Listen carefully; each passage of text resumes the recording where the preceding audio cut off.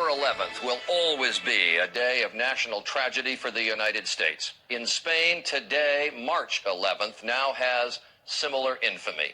In Madrid this morning, more than 190 people were killed and more than 1,400 injured when 10 separate bombs ripped through commuter trains and railway platforms during rush hour. The scene was horrific. Bodies and body parts everywhere.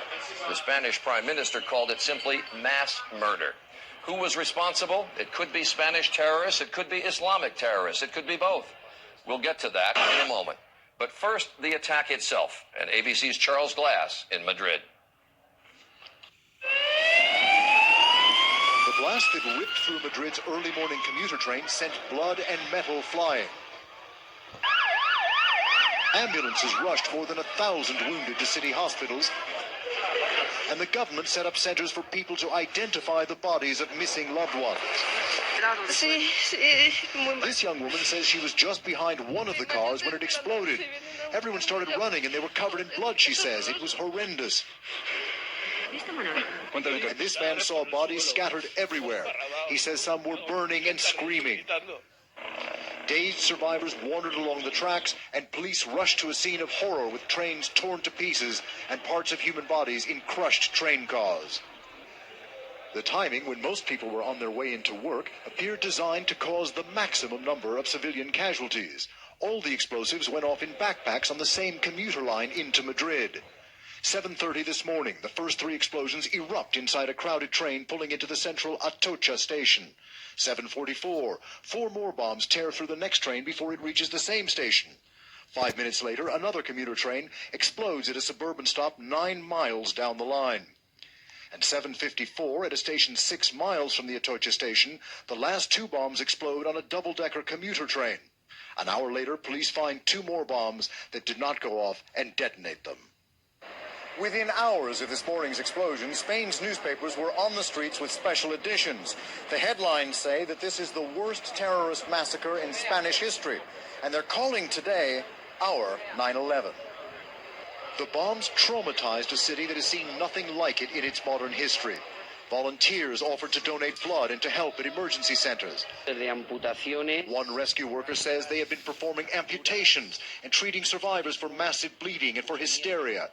The Prime Minister and King Juan Carlos addressed the nation to condemn the attacks and to promise to find the culprits. The Spanish people themselves honored their dead with a minute's silence today, and this evening thousands gathered in the city center to grieve. In Madrid on March 11th, 2004, at around 7:30 a.m., 4 packed commuter trains were approaching 3 stations in the city center, Atocha, El Pozo, and Santa Eugenia. At 7:37 a.m., a backpack exploded in train C1/21431 inside Atocha Renfe station. At 7:38 a.m., 2 more bombs exploded in the same train. A 4th bomb hidden in a backpack in car 1 failed to detonate.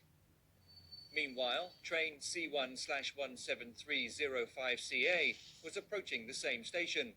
4 bombs were detonated while the train was 500 meters from the entrance. At 7:38 a.m., more explosions went off at El Pozo when 2 backpack bombs left in the upper floors of cars 4 and 5 of train C1/21435 were detonated. A blue backpack with explosives inside was later found on the station platform near the train between the 2nd and 3rd car. Another suspicious device was also found among the wreckage of the train. At the same time, the last explosion of the attack took place at Santa Eugenia. Within a span of 3 minutes, of the 13 devices believed to have been placed by terrorists in the 4 commuter trains, 10 had exploded and 3 had failed to detonate. The explosions killed a total of 191 people and injured more than 1,800. Unei plăci comemorative în această seară, am dorit să exprimăm angajamentul acestei instituții și angajamentul nostru ca și comunitate de a nu uita. Ne propunem să trimitem, prin acest gest, să trimitem încurajările noastre familiilor, în primul rând familiilor victimelor, cei care în fiecare an de an, la această dată, retrăiesc tragedia, redescoperă golul pe care l-au lăsat în urmă cei care nu mai sunt. trecut de câteva stații și trenul este plin. Se anunță în difuzoare că urmează stația Atocea. Deja unii s-au ridicat și culoarul din fața mea este plin. Îmi privesc ceasul, este 7:38. Îmi voi suna soția când voi coborî. Deodată aud un zgomot infernal însoțit de un țipăt. O secundă și nu mai aud nimic. Simt doar o izbitură puternică în piept și nu mai pot respira. S-a întunecat brusc. Aceste fraze le-am găsit într-o carte ce este extrem de greu de citit. Pentru emoțiile pe care le transmite, se numește Salvat din trenul morții, este o carte a domnului Lorin Ciuhat, care astăzi este alături de noi. Împreună cu el este aici cel care i-a salvat viața în urmă cu 5 ani de zile. Îmi amintesc cu groază de această zi teribilă, de imaginile terorii care au rămas gravate în memorie. Am văzut și am simțit îmbrățișarea morții.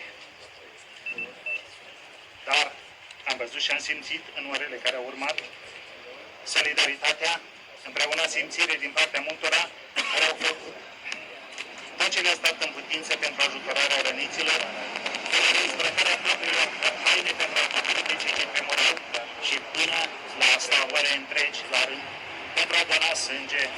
În ciuda, doresc în mod deosebit să mulțumesc celor doi prieteni ai mei, care m-au scos din tren și mi-au purtat de grijă până m-a văzut în siguranță. De asemenea, prietenul meu, Javier, colegul și fratele meu de suferință, care a fost alături de mine pe tot parcursul celor 5 ani. Me han preguntado muchas veces qué es lo mejor que me ha podido suceder y lo peor también. Lo peor ya queda olvidado. Pero lo mejor, siempre he dicho, la amistad. La amistad, las nuevas amistades, las nuevas personas que he conocido, a las nuevas víctimas. Y desde luego, ni que decir tiene que Lorin ya no es uno más, sino es para mí mi hermano, porque en el hospital me demostró muchas cosas y a lo largo de estos 5 años me lo ha demostrado. Pero lo hago con Lorin como lo hago con cualquiera. Para mí como víctima, lo único que me queda, espero que muchas más cosas, pero es ayudar a otras víctimas y a otras personas, pero sobre todo a las víctimas. 27 de ani și îi plăcea la nebunie viața din Spania. Deloc din rândul cu sărații a fost ultima din familia sa care a emigrat în Spania. Ștefan Bodai avea 37 de ani, era din Luduș.